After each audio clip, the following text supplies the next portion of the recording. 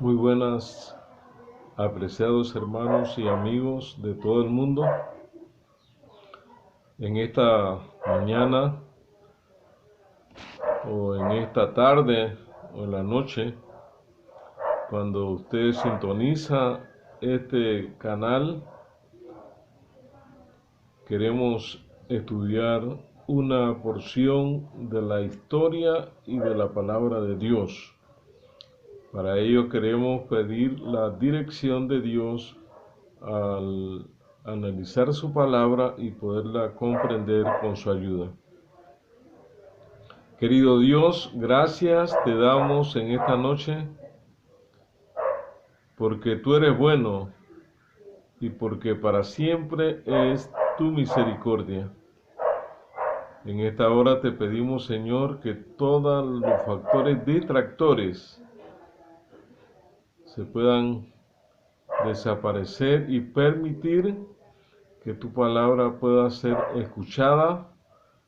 Y Señor, si no es así, que tú permitas que tu Espíritu Santo tome tu palabra y la gente la escuche con deseos, con ánimo, y que tú hagas en cada uno lo que tú quieres, porque tú has dicho que tu palabra nunca vuelve a ti vacía. En el nombre de Cristo Jesús. Amén. En esta hora queremos estudiar sobre la ciudad de Roma, ya que es un imperio, el cuarto imperio mundial en la sucesión de la Biblia. En el libro de Daniel habla de 4 imperios. Ya se habían mencionado 2 anteriores a eso. Estaba Asiria y también estaba Egipto. Pero queremos solamente mencionar a Babilonia, Medo-Persia, Grecia y finalmente Roma, que es la que nos compete en este momento. Fue fundada en el año 753 antes de Cristo por Rómulo y Remo. Fue la capital de la monárquica república imperialista. Se halla en la costa occidental de Italia, a unos 16 kilómetros de la desembocadura del río Tíber o Tíber. Es una ciudad cosmopolita y variada.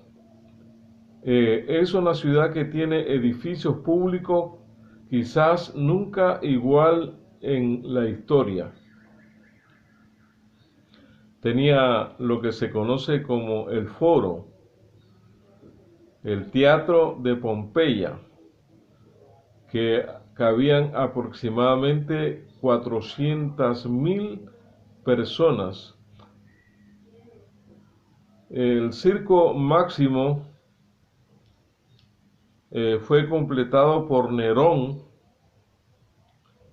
y habían capacidad para 150.000 personas.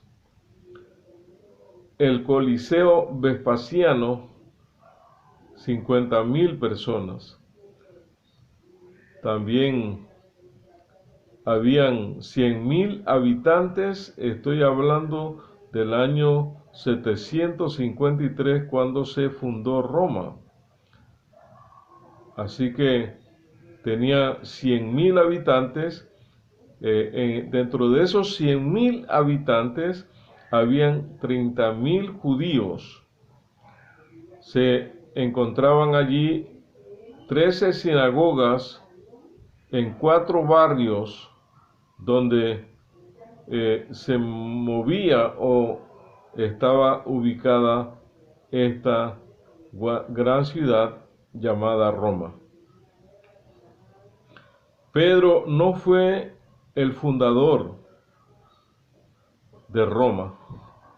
En el libro de Gálatas, en el capítulo 1 y el versículo 18, nos dice lo siguiente: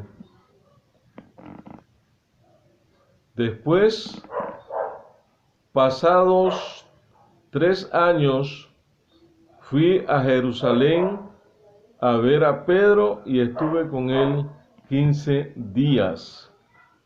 El capítulo 2, el versículo 9 del mismo libro de Gálatas nos dice: al ver la gracia que había sido dada, Santiago, Pedro y Juan, que eran considerados las columnas, nos dieron a Bernabé y a mí la mano derecha en señal del compañerismo para que nosotros fuésemos a los gentiles y ellos a los judíos.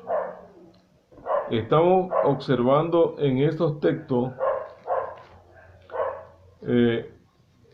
que no aparece Pedro como el fundador de la iglesia de Roma. En el libro de Hechos, en el capítulo 15, el versículo 7 al 11, la palabra del Señor nos dice: después de muchas discusión, se levantó Pedro y dijo: hermanos, vosotros sabéis que hace algún tiempo Dios me eligió para que los gentiles oyesen de mi boca la palabra del evangelio y creyesen. Y Dios, que conoce los corazones, los reconoció dándole el Espíritu Santo, lo mismo que a nosotros. Ninguna diferencia hizo entre nosotros y ellos, pues por la fe purificó sus corazones. Leamos hasta el versículo 11. Ahora pues, ¿por qué tentáis a Dios poniendo sobre la cerviz de los discípulos un yugo que ni nosotros, nuestros padres, ni nosotros hemos podido llevar? Antes creemos que por la gracia del Señor Jesús seremos salvos igual que ellos.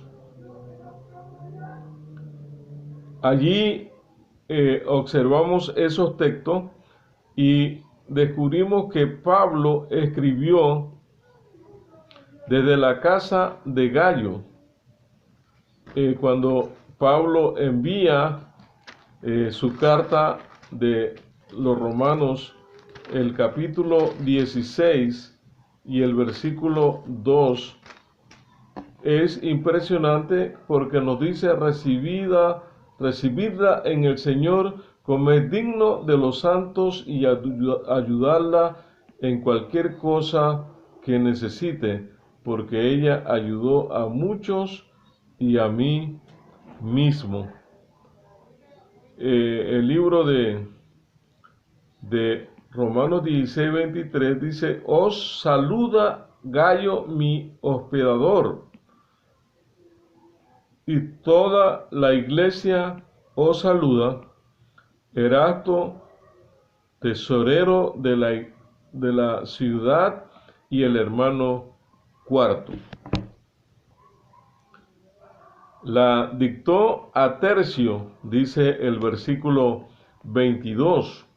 Yo, Tercio, que escribí la carta, os saludo en el Señor.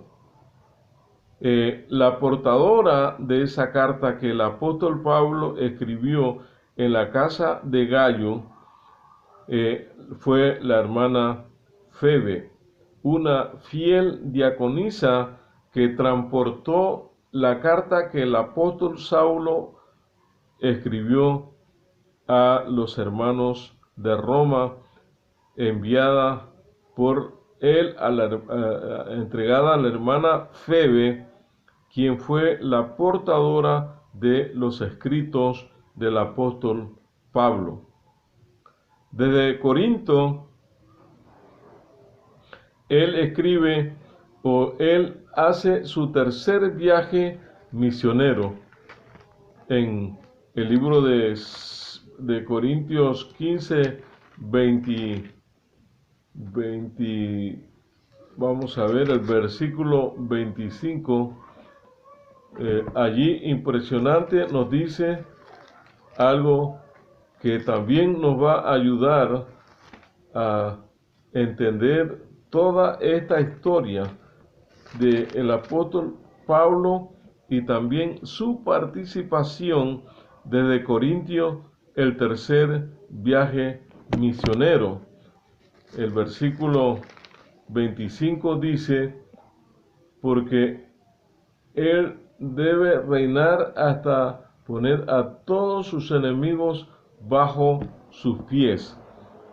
La cronología de este episodio, de este libro de Romanos escrito por el apóstol Pablo, fue que el apóstol Pablo en el año 35 todavía no era cristiano. Estaba con las cartas para perseguir y darle muerte a hombres y a mujeres de este camino. En el año 35 después de Cristo es la conversión de Saulo de Tarso, es decir, de Pablo. Inmediatamente conocemos la historia que el apóstol Pablo se convierte al mediodía, 3 días quedó en ayuna hasta que el hermano Ananías llegó y le dijo, hermano Saulo, recobra la vista. Después del año 35, el apóstol Pablo se retira durante 3 años a un lugar que se llamaba Arabia. Salió o zarpó de Damasco a Arabia y allí permaneció 3 años. Algunos dicen que 3 años y medio. A partir del año 38, después de Cristo, cuando él estaba en Arabia estudiando y profundizando en el tema de la justificación por la fe, él escapa de Damasco desde el año 338 al año 44, se dirige en dirección a Tarso. En el año 44 al 45, él fue a un lugar llamado Antioquía a predicar el evangelio, porque Pablo, desde el momento que conoció esta buena nueva, no cesó de dar la palabra de Dios. Allí inicia en el año 45, cuando Pablo se entera de la necesidad que tenían algunos hermanos de Jerusalén. Él le lleva auxilio a los hermanos de Jerusalén, le lleva para sus necesidades. Desde el año 45 al año 47 inicia su primer viaje misionero. En el año 49 después de Cristo empieza a haber problemas y se da el concilio de Jerusalén, el concilio que inmediatamente definió lo que tenía un gentil que había entrado al cristianismo tenía que practicar y lo que tenían que practicar los judíos, porque había un serio problema entre los judíos cristianos, los judíos no cristianos y el pueblo gentil cristiano. Luego que él estuvo en el concilio de Jerusalén, entonces 18 meses en Corintio, inicia su segundo viaje misionero. Del 49 al 52, el apóstol San Pedro conoce o inicia el segundo viaje misionero. Del 52 al 53, el apóstol Pablo no se está tranquilo. Tiene que dar a conocer este bendito mensaje y en el año 53 inicia el tercer viaje misionero. En el año 58 hasta el año 60, el apóstol Pablo es encarcelado en Cesarea. Luego del 60 al año 61, viajó a Roma, donde se da un naufragio en Malta. Del 61 al 63, es encarcelado en Roma, en la cárcel mamertina. Del 63 al 66, viaja por Creta, Asia Menor, Macedonia. O sea, que Pablo, mientras tuvo vida, mientras tuvo salud, mientras tuvo fuerza, aplicó el principio que mencionó Elena White, que todo aquel que nace en el reino de Dios nace como un misionero vivo. Y es imposible detener esa llama de la fe que hay en el cristiano que ha nacido de nuevo y que Cristo está en su corazón. Es como la levadura que expande todo su ser y todo el mundo tiene que conocer lo que está aconteciendo en su interior, porque también se proyecta hacia su interior. Así que el apóstol Pablo, el 63, en el 64, en el 65 y 66, viajó por Creta, Asia Menor, Macedonia, y en el año 67, el apóstol Pablo llegó a Roma, donde infelizmente, por mando o por orden de Nerón, el que le decían medio loco, el apóstol Pablo fue decapitado. Allí, cuando le estaban decapitando, le preguntaron si él quería cubrirse el rostro para no ver cuando esa sierra manual pasaba sobre su cuello. Y el apóstol Saulo o Pablo decía que por qué tenía que cubrirse el rostro si él estaba contento de morir por su maestro. Él decía más de una vez: para mí el morir es Cristo y el vivir, para mí el vivir es Cristo y el morir es ganancia. Hermanos y hermanas, esta es la vida del apóstol San Pablo. Cuando él entiende el plan de la justificación y de la santificación, dice que la justificación es la obra de Dios, que abate en el polvo la gloria del hombre y hace por el hombre lo que él no tiene la capacidad de hacer por sí mismo. Testimonio, página 464.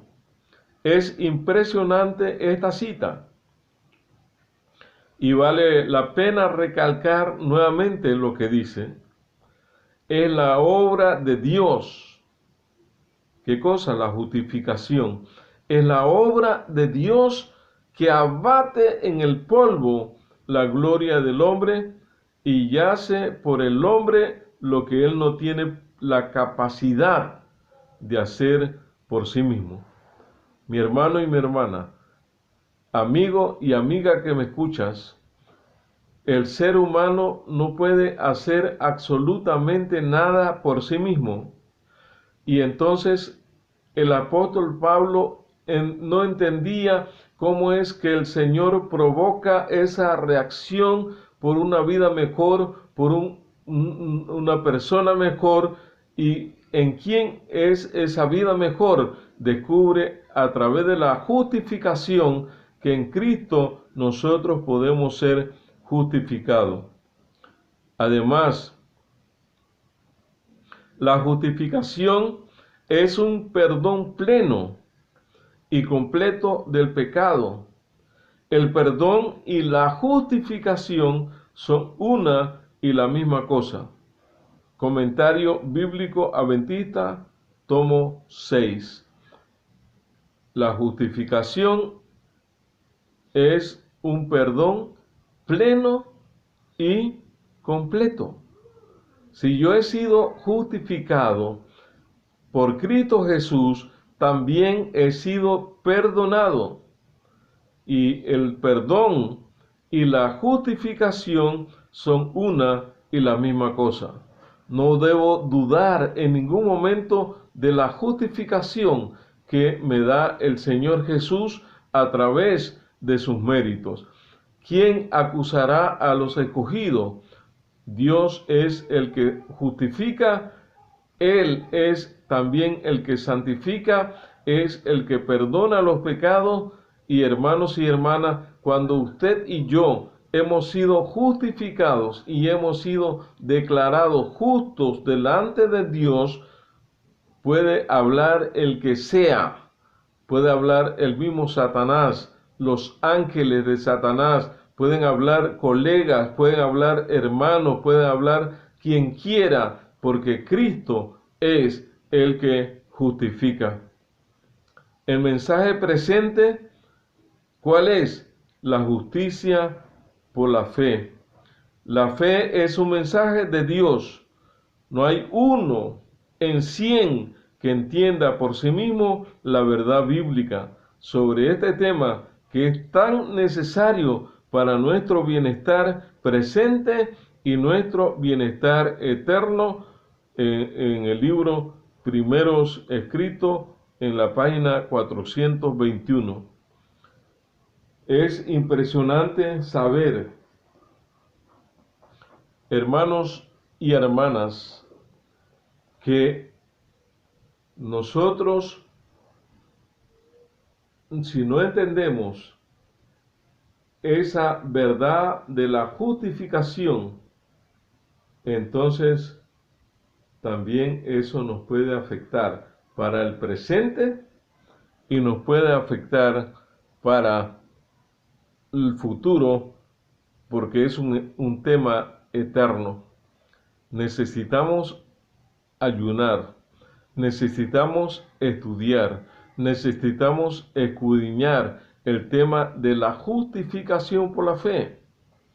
A Pablo le correspondió durante 3 años cuando partió de Damasco en dirección a Arabia a estudiar el tema de la justificación.